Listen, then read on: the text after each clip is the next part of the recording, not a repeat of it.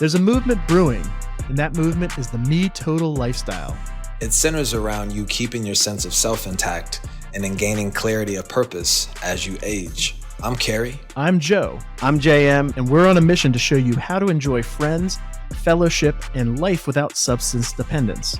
It's time to discover how you can begin living a MeTotal lifestyle. Right here on the FUZZEE'ish podcast. Let's go. So, gentlemen, we just had Amina on the pod. What do you think our listeners can expect from this podcast as they continue to let the marker hit play and smooth on into the episode? I mean, I feel like Amina was very open, very candid, and I just really appreciate her digging in a little bit deeper just into her personal story and just how she sort of went from growing up in a family of addiction to making that decision to become more of a conscious consumer. And I mean, she sold 5, 6 businesses now. It was just really inspiring to hear. At least started them, yeah. Yeah. No, I agree. I found her story inspiring, her willingness to be vulnerable and even open going into the conversation that this was not something she necessarily felt so comfortable talking about. And then she really leaned into it. That's impressive and something that certainly isn't lost on me. I also thought that she covered all the gamuts of what we're trying to talk about specific to MeTotal and all the differences that people's journeys are to whatever their relationship with alcohol is. I thought it was a really just very clear perspective that everybody's different. Everybody gets here from a different place. But then she zoned it back to the fact that it starts with yourself, which is obviously like the genesis of everything that we talk about. So I thought that hit right in the middle. Yeah, so listeners, keep staying tuned. It's going to be a great episode. And welcome back to the FUZZEE'ish podcast. I'm your host, Joe Quattrone, and with me today, as always, are your co-hosts, JMG and Carrie Human. We have a very special guest today, the CEO and founder of Radious.pro, Amina Moreau. Rhymes. Amina, welcome to the pod. Hey guys, thanks for having me. Welcome, Amina. Welcome, Amina. Did you do that intentionally? Did you find a name for your company that rhymed with your name? Ah, if only. Oh my goodness, what a headache it was naming this company. I will not take you through the saga that was naming Radius. Oh my goodness. That is a whole other podcast episode. But is it convenient? Sounds great. Yeah, we love it now.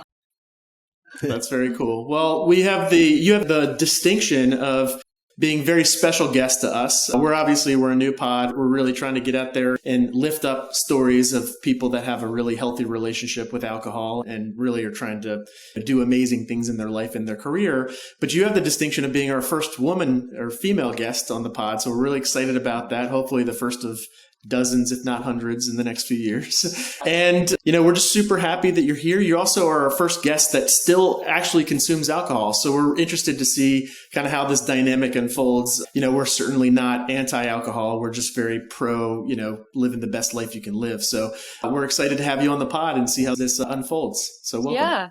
Yeah, thanks for having me. I feel exactly the same way. I'm not against it. I'm not necessarily for it either. I'm for health and fulfillment and leading a great life.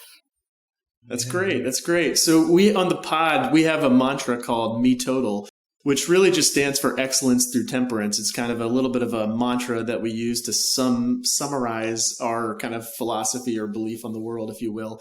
Talk to me a little bit. I know when me and you were going back and forth on LinkedIn, you told me a really interesting story about about your relationship with alcohol and the fact that you do drink, but it's very specific how you consume alcohol. And there's a very interesting backstory on that. Why don't you give us a little bit of a backstory about where you're at with your consumption of alcohol Sure. and how your relationship is with it? Sure. Well, so to sum up where I am now, I will have a glass of wine once a month, once a quarter. It varies. I don't have any kind of a rigid schedule that I make myself stick to because I've learned over the years that I don't really do well with limits, and I think that's what makes me an entrepreneur. I can't really work for anyone else either, and I don't like absolutes. And I kind of treat my meat consumption in the same way, where for a while there, I went 100% vegetarian, and I was like, I'm really craving meat because I like it. It was more for ethical issues or ethical reasons that I abstained. And I was like, I really miss it. And I kind of started to think that I will probably eat more meat on cheat days than I would if I just gave myself latitude every day to have a little bit. Because I probably wouldn't have that little bit every day if I had the choice. I kind of want what I can't have. I don't know. It's a sickness, I guess. But I was just like, the more limits I impose on myself, the more I'm going to want the thing that I can't have. And so I'm a 90% vegetarian. And that translates on a practical basis to like 99% vegetarianism. And it's a very similar approach with alcohol, where I think that if I said I didn't drink at all, I would actually probably want it more than is healthy for me with my family history and my genetic predispositions. So I was like, all right, and I did abstain for a very long time, and I was very strict about it. And it was actually bordering on not healthy, how extreme that was for me. Sure. And so I opened it up and I gave myself a little latitude because I really like the way that a nice French red wine will open up the flavors of an aged goat cheese. I really enjoy that. That's, and so why not if I'm doing it on a healthy basis? So one of the things that I had mentioned to you in our conversation before was that I'd never drink to excess. I've never been drunk before. I've never felt hungover. So I have set myself some very strict limits. Anytime I drink, I am kind of introspecting as I go. And I'm noticing when when the social lubrication kind of kicks in. And you know what? It's after about a third of a glass because I have such a low tolerance. And the second I start to feel that little tingle, I'm like, all right, time to slow down. And that's it. It's just very mindful. That's amazing. And so we on the pod, we have a sliding scale. So on one end of the spectrum, you're me, and I'm probably closest to you in nature in terms of my lightweightness. And then on the other end of the spectrum, you have Carrie, who went way deep into consumption and stuff like that. JM's kind of somewhere in the middle there. So on the sliding scale of what you described, you're definitely more on my side of the scale. I was a guy that I used to run big, huge beer accounts, but I wouldn't consider myself somebody that really had a big alcohol problem. I gave up drinking because my doctor told me I was going to get gout if I didn't stop consuming alcohol and other types of stuff like that. So I just gave it up cold turkey. But now you also told me a little bit about your husband. Your husband's or your partner, I should say, very similar in that regard, never been drunk, that kind of thing. Was that very conscientious when you were trying to find somebody to spend life with, or was that just kind of an accident? So it wasn't a deal breaker, let's say, if my partner were to drink more than me, but the fact that he's actually never once had a sip of alcohol. He's never even tried it. And so he's way on that end of the spectrum. And also because he has he has a genetic predisposition, probably. And he's like, I don't want to risk that. And it kind of smells toxic. So why would I? And so certainly if he had a lifestyle that involved going out and drinking multiple nights per week, coming home drunk, and, potentially becoming a different person because of this substance, it just wouldn't mesh from a lifestyle and a goals perspective. So, there's a spectrum, and everybody's in a different place on that spectrum and also has different preferences. So the fact that he was closer to my end of the spectrum than perhaps the average American, I definitely liked that. But it wouldn't have been a deal breaker if he drank more than me. But much, much more, like it was a part of his personality, that probably would have been a showstopper. Yeah.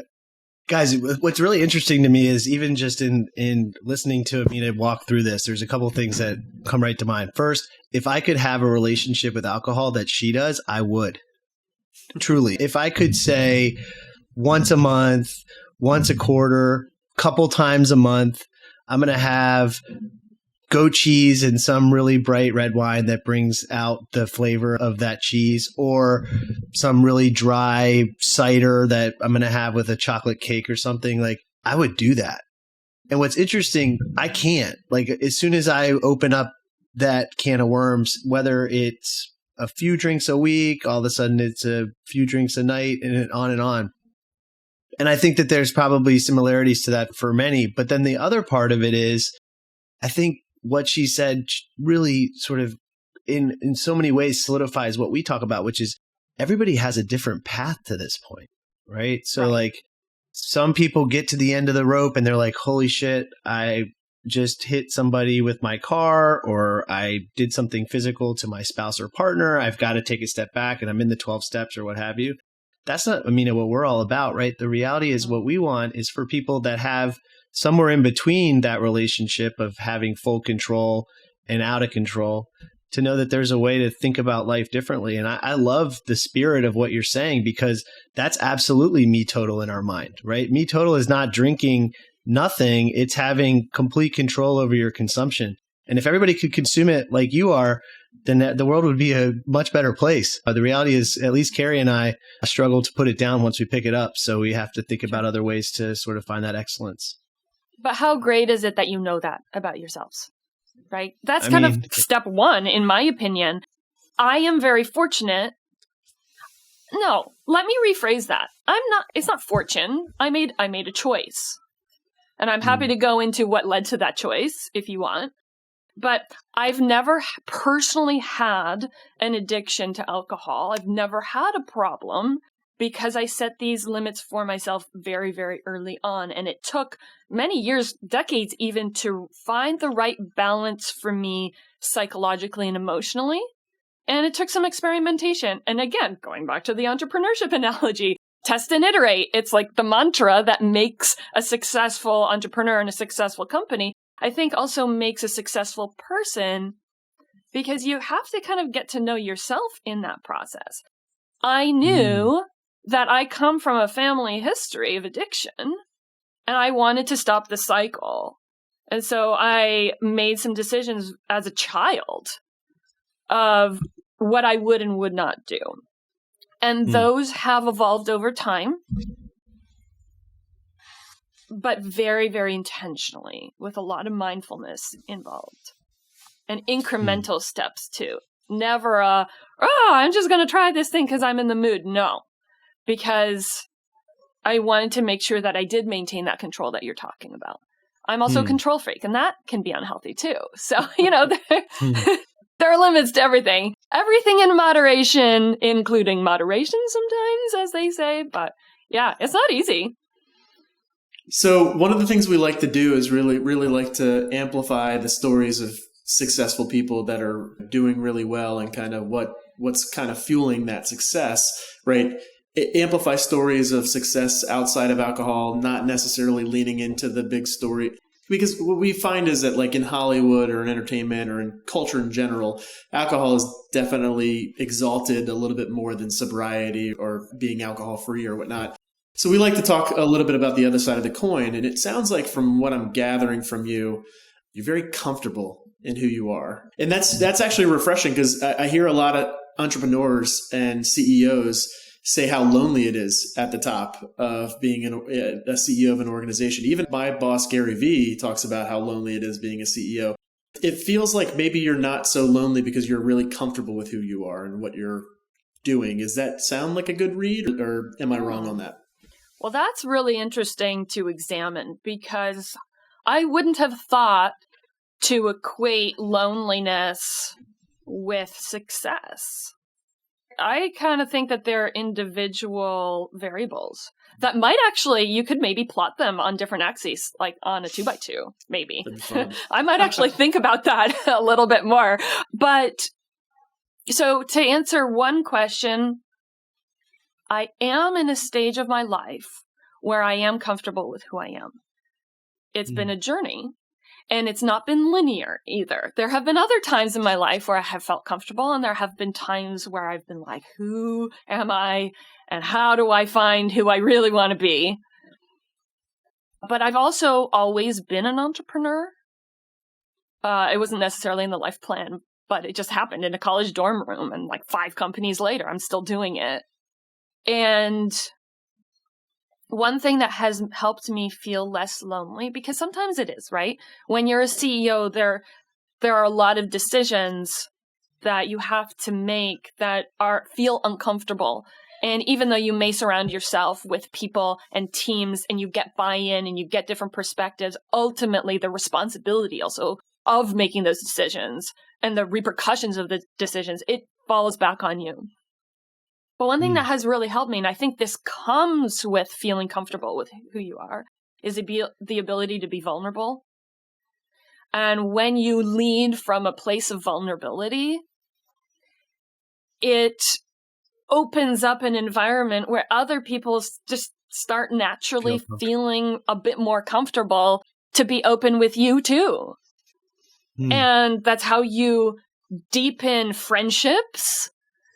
But it's also how you create, I believe, successful companies and motivated cultures at companies. So, but it is really hard to be vulnerable and open when you're not sure who you are and you're not quite comfortable with who that person is yet. And that's a journey that doesn't happen overnight. And it's, like I said, it's not linear either. Since she's a writer as well, I did a little bit of diligence, Amina, on your history. I mean, all this stuff that you're saying centers around the entire premise of this show with MeTotal. So we haven't really gone into the definition of that with you. We've talked about it on other episodes, but it spawns from teetotalism and this idea of fully abstaining from alcohol. And we went around and some of us consume other things outside of alcohol to sort of take the edge off.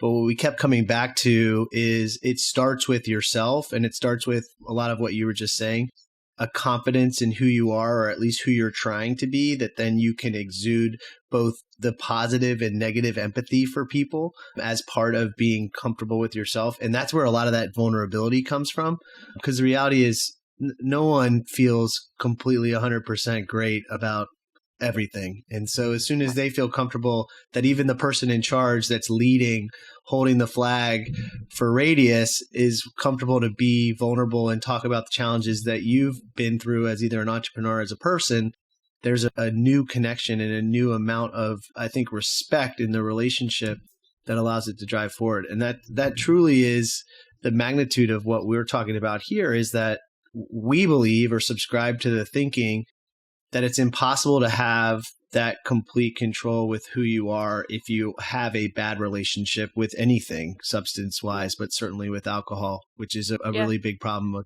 across the world, if that makes sense. And I do think that's a really great point. And I'd like to add that there also really is a healthy balance to be struck with how you feel about yourself. Because you are absolutely right. Nobody feels 100% like, maybe if you're a sociopath, I don't know. I'm not one, so it's hard to empathize with one. But you never feel 100% satisfied with who you are. I mean, I've never. Have you? Any of you? No. I did, and then I started having kids, and then that changed my identity a little bit. And then you talk about being vulnerable. One of the most difficult things is having a complete sense of confidence when it comes to what you're doing in your career. And then you throw in little ones into the mix, and then you're like, I'm a brand new person. I don't know how to compute with the work-life balance side of the equation. But fortunately, where I come from, in the Vayner side of the world, it's very similar to like the type of work that Carrie does for a living. The people are very empathetic at my company, and I've been very fortunate to deal with such a heart-filled culture. So I've been in an amazing place. Yeah, that's what I was going to ask Carrie. I mean, you're in a people position in a business that's about not just people, but supporting other businesses and people. And obviously the folks within the team of your agency come talk to you about a variety of different things. How much does the vulnerability of leadership, or the openness of leadership, or the willingness of leadership to talk in a vulnerable way, how big of a theme is that for you in both your world as well as obviously your current profession? Jam, is that for me or for Amina? Yeah, that was for you, man. People That's for guy. me. Okay, I thought you were. Yeah, I thought you for were sure. referencing me and talking about Amina. I'm interested in your perspective on this because I think what Amina's saying is so true, and I think it's such a great place for her brain to be as the leader of her company as an entrepreneur. I always use Amina golf analogies, and there's things called swing thoughts. And in sales or leadership or life, I believe you can only have 2 or 3 swing thoughts in relation to a conversation or even just a strategy in life. And so the swing thought of being vulnerable is one that I love and I certainly subscribe to myself. But I'm interested, Carrie, as somebody who talks to the people and is really a steward for the people within your organization, how much does that come up as a theme? And how important is that to the folks that you work so closely with? I mean, it's everything, and I think even before I address that, you said something earlier about just never really having that urge to get drunk. Like when you said you'd never been drunk and your husband had never drank, I'm like, whoa, like, yeah, that's incredible. Like I just couldn't even fathom that. And like, I guess I sometimes wonder, like, are people born that way? But then you said you come from a family of addicts and addiction. So there's something in my mind that's just sort of curious to what was it inside of you that got the download that wasn't the path, because I'm sure there were probably people in your family who didn't, the commercial, no one grows up and says they want to be an addict. We've seen those commercials. So I think for me, I'm just curious, how did you sort of separate yourself from that narrative? And again, maybe that's another podcast, but I think for me, it's just that I think for me, alcohol was like an escape for me. Like I started to feel things that I'd never felt before, and I wanted more of that until it became destructive. And it sounds like for you, you found something else. And I'm just curious. Yeah, I'm really curious, and I'm glad you asked that question. Yeah, sure. Well, first, so JMG, you mentioned golf. Well, I'm a big tennis buff. Nice. Which, they're kind of the same, right? You're really just playing against yourself. Right. Right. And you can't serve the ball well if you have too many things going on in your mind either. It's very similar, Exactly. When you're standing over a golf ball, you can only think about so much. So very similar. Yes. I love that. Absolutely. So to your question, Carrie, I started competing on the tennis court when I was 7. And so by the time I was 14, I had 7 years of life lessons that competitive sport teaches you. That, among having a far more stable family foundation than my mom had ever had as a kid, set me up really, really well to make wise decisions. So to give you the nutshell version, my grandfather, my mom's dad, was an abusive alcoholic. Same. She had to endure that as a child. And then as an adult, she became an alcoholic. And then when I was 14, she committed suicide. And I said to myself, no, this is where it stops.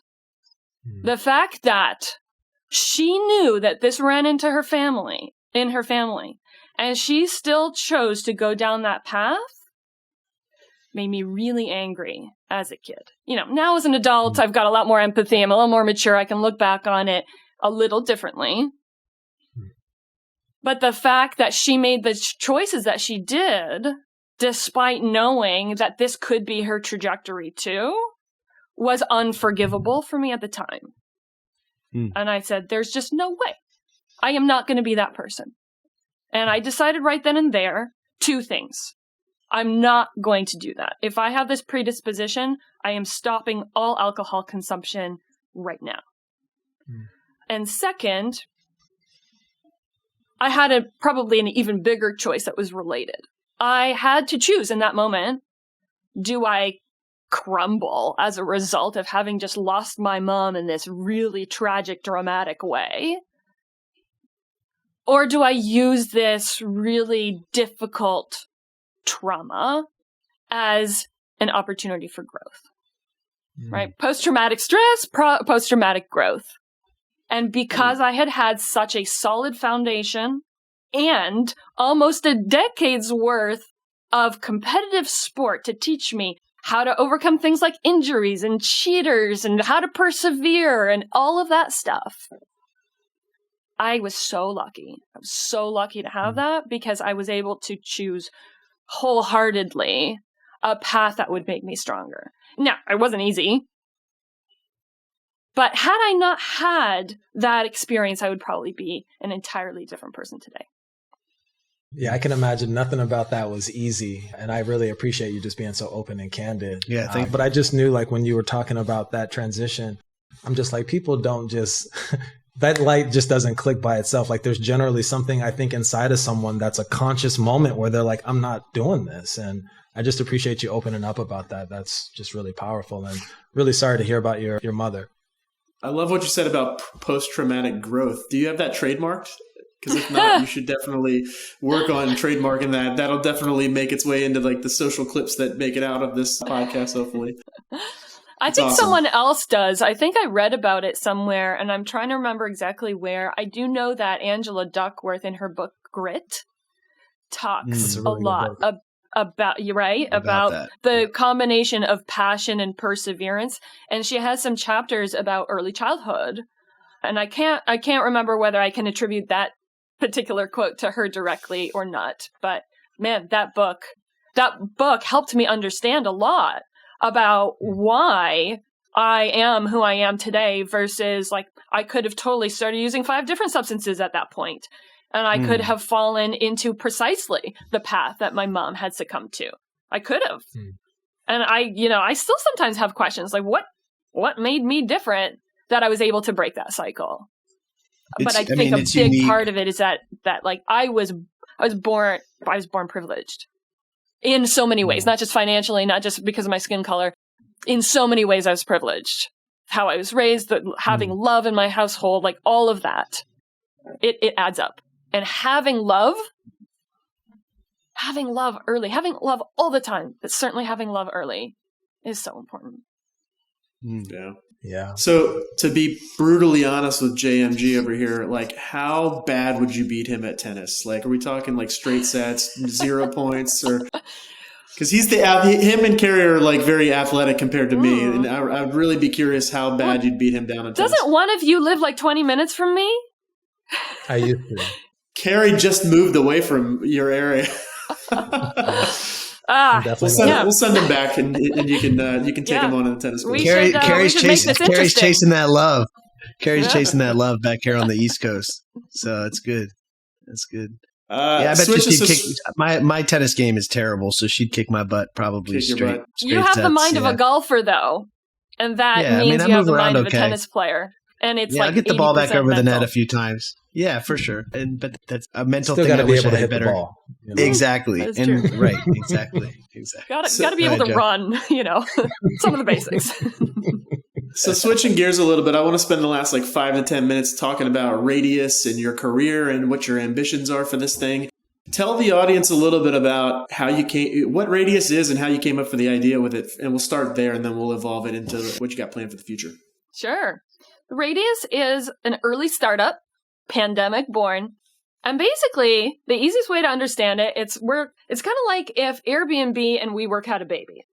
Like, minus all the scandals. But it's basically what we do is we take residential properties, so homes and apartments and ADUs and stuff like that. We outfit them with workplace amenities and then offer them up for company meetings and team work days on an on-demand basis. So basically, if you're a working professional and your company doesn't have an office anymore, or they do, but it's far away, but you're sick of working from home, or you want to actually meet up with people in person once in a while, then what if you could find a workplace that was, 3 doors down at your neighbor's house? And so I'm excited about it because we're taking cars off roads, we're giving people an outlet that gets them out of the house. It's a mental health escape. It's a way to be social. But also, we're kind of going into a recession, not to get all doom and gloom. But companies are looking for ways to cut costs. And frankly, if you ask me, companies should be shedding empty cubicles versus laying people off. I agree. When I lived in LA, a lot of people told me I should run for political office because one of the dots I was trying to connect was how do we have such a massive homelessness issue in this city? Meanwhile, we've got all of these buildings going to waste because zero corporations, especially in the advertising industry, nobody was using their office spaces or allowing their people to come in. And then you look at the state of the government out there, like they weren't zoning anything for middle to low income housing. So it seems like you could challenge a lot of norms and expectations and fill up a lot of the empty space by just thinking outside of the box. You know? Yep. It is good. The good news is it's actually starting to happen. There are some commercial to residential conversions happening. And actually next week, I'm going and doing a tour of one that's about to take off. That's awesome. It's so exciting because not only does it fill all of this empty space, it may return foot traffic to downtown cores, because if people are living there now instead of not working there, then you get that foot traffic back. Those small businesses get patronized again, and it helps with housing inventory. It's like it's a win-win-win. And then, you know, and here's kind of like my cheeky angle to this. People move into those great new apartments, make them feel like home, and then they can list those apartments on Radius and turn them into part-time offices again. So it kind of comes back full circle. Yeah, there's a lot of that happening.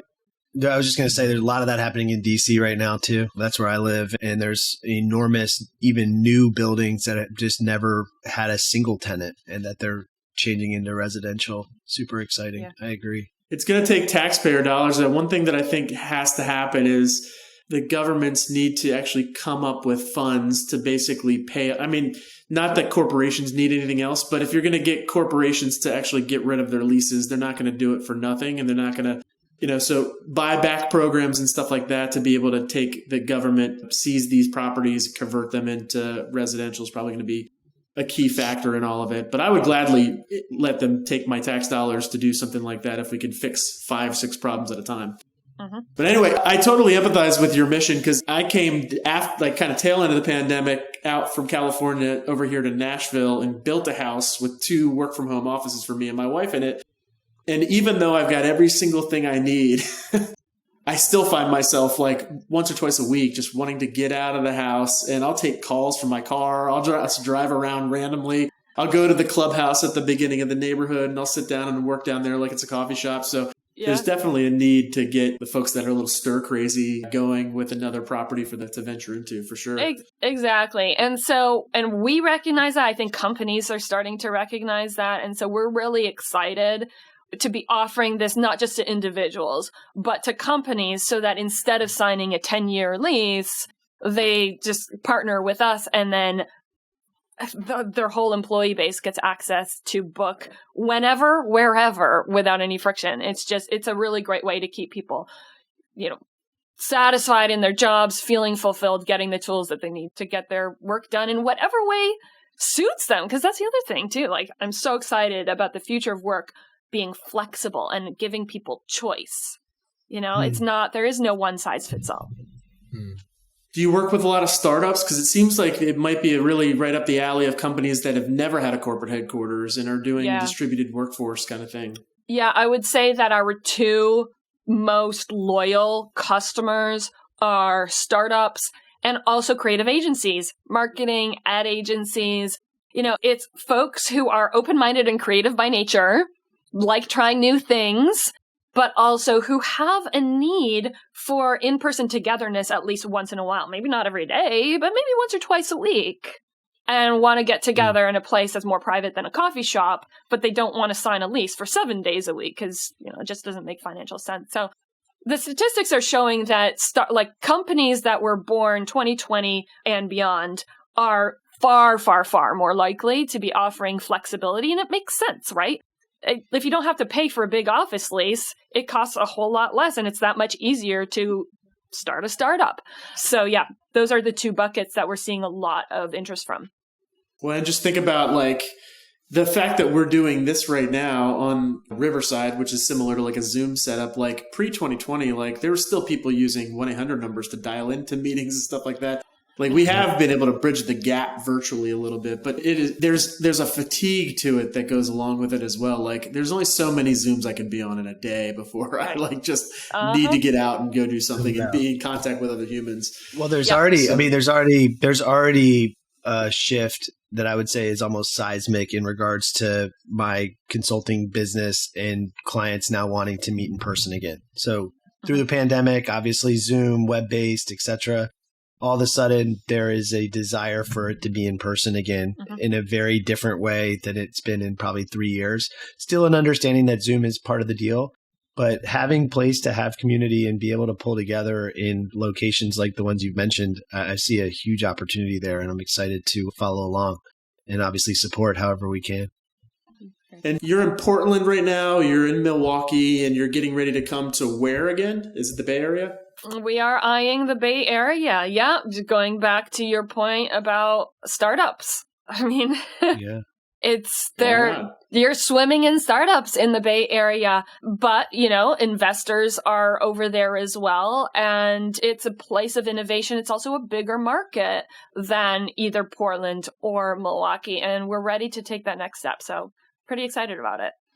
Amina, one question. Cool. What's the acquisition strategy of a new location in one of the markets? Is it something that you're finding specific types of places? Is it word of mouth? Are you marketing, you can make money off of your house, or how do you acquire a new location?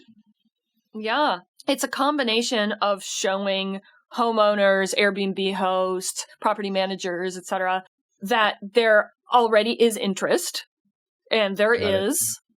And also showing Portland and Milwaukee as a proof of concept. So, because we're still just at the infancy of this third city expansion, it's being able to show precedent that we've been able to make it work in these other places. And now it's just a matter of starting it again in a new location, but with all of these lessons learned. Companies are hungry for this, but homeowners also are. With interest rates where they are, salaries not keeping up with inflation, people are looking for ways to diversify income streams. And this is a much easier way to do than something like Airbnb or VRBO, where you've got overnight guests and you've got the risk of all of that and you've got the laundry. There's so much more work. And, this is just like 9 to 5. And then there are no linens to wash, because people are out of there, and then you just come home. It's just, so you can either monetize the space that you live in, or if you've got a little casita or an ADU in the backyard, put a couple workers in there for the day, and everybody's happy. Love it. And for the guests that aren't as familiar with your industry, an ADU is what? It's an accessory dwelling unit. So it's basically a guest house. I kind of figured it's kind of like a nanny pod or like a granny pod or something like that. Yeah, totally. And some people throughout the pandemic, they've even dropped in these prefab little office boxes into their backyards with a crane or something. Seen those. And I mean, if you're only using it 2 or 3 days a week, because maybe you're going down the road to get a change of scenery, right? You could rent it out for the other 2 or 3 days that you're not using it, and all of a sudden you're making your money back a little faster. Love it. Cool. Actually, speaking of which, I think the last question here before we wrap up with you is, where does this take you? And as you were describing that, I was like, I could see a Radious.pro logo on the outside of an ADU getting dropped into my backyard. Are you flirting with the idea of building out ADUs? We are definitely open to partnerships with people who do that already. Partnerships. Oh man, that's actually really, really exciting. Because I think that's really how you accelerate a company and a movement. And so we're actually really excited to not just partner with ADU manufacturers, but also like childcare. Joe, you mentioned you've got kids, right? Yeah. I mean, if you're leaving the house, you probably need to make sure that the kids are taken care of. So we want to partner with childcare providers, with furniture providers, so that we can get discounts for our hosts, with ISPs and various technology partners. There's a whole long-term strategy to this that I'm very excited about. Quickly switching gears, Celebrity AF. So these are celebrities that do not consume alcohol. This is me kind of catching up to this particular celebrity because I think they announced that they were alcohol-free over a year ago, but I'm just learning about it. So I'm gonna pretend that they're brand new to the game. Jack Harlow. And I think he had a really interesting little snippet that he gave to Us Weekly, which I'm going to read here because I think it perfectly encapsulates what we're trying to go for with MeTotal. So he says, I'm sick of waking up Carrie's with a dry throat. favorite publication, Us Weekly, right, Carrie? That's the first thing you forwarded to your new place. I got nothing. You love that shit, man. So Jack says, I'm sick of waking up with a dry throat, sick of feeling bloated. I'm sick of the decisions I make on it. I'm in my well-oiled machine era because I can see my future ahead of me. And I just thought that was a really good perspective to have, that he's treating his body as something that he needs to kind of propel him into the future that he wants. So I don't know how you guys feel about that, but I'm not a really big Jack Harlow fan, but I think with that statement, I'm probably going to start to pay more attention to his music in the future. Yeah, I mean, I had my last drink when I was 29 years old. I don't know how old Jack Harlow is, but I feel like maybe he's in that window somewhere. And it took me a long time to get to that decision. But I mean, just hearing those words, like, that's incredible that he's there right now. And just with the influence that he has, I would imagine him making that decision is going to make a huge impact. So I think it's exciting that he's choosing this road and that he's being so open and candid about it. Yeah. I saw and I wish I could remember who it was that said it, but how would you treat your body if it was a car if you treated it like a car that you'd have for the rest of your life? Like, would you put it in a garage, obviously oil change? It seems similar to that, right? Like, and it's such an interesting perspective. Like, we only get one body, so why would we put things in it to create what could be a worse outcome than the one that we want? And for me personally, I just subscribe to everything that he said, specific to how he feels. Mine is more specific to anxiety. I used to wake up in the morning stressed out and sort of a very visceral, anxious feeling. And since I've been able to cut alcohol from my consumption, that magnitude of uneasiness or stress or anxiety, it feels so much more manageable. It's still there. It just doesn't have that really visceral feeling that I think was generated from the leftovers of that booze. Cool. And let's take it away with the last segment. Let's do feed heat. So everybody, what's going on the dogs right now? What are the dogs barking with right now? I've got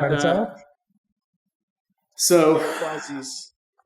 Holla. It's TEDx weekend, so I got the special edition. Oh, okay. Special edition. Hold on. What's up? Wait a minute. Oh man. I feel like your sneaker budget might have gone up since we started this podcast. Yeah, these are given to me, man. My hottest shoes are all gifts, which I appreciate. Yeah. Okay, this has been the FUZZEE'ish podcast. We're your hosts. We're glad you came out. If you're not subscribing yet, please do so on any place that you can find a podcast, or on YouTube. Feel free to subscribe and hit the bell so you get the notifications. But we really love bringing you this content, and we hope that you have a tremendous week until the next episode. Signing off. Peace. Love you, brothers. Take care. Love you guys. Yeah, take care. Love you guys. Peace. Take care. Peace.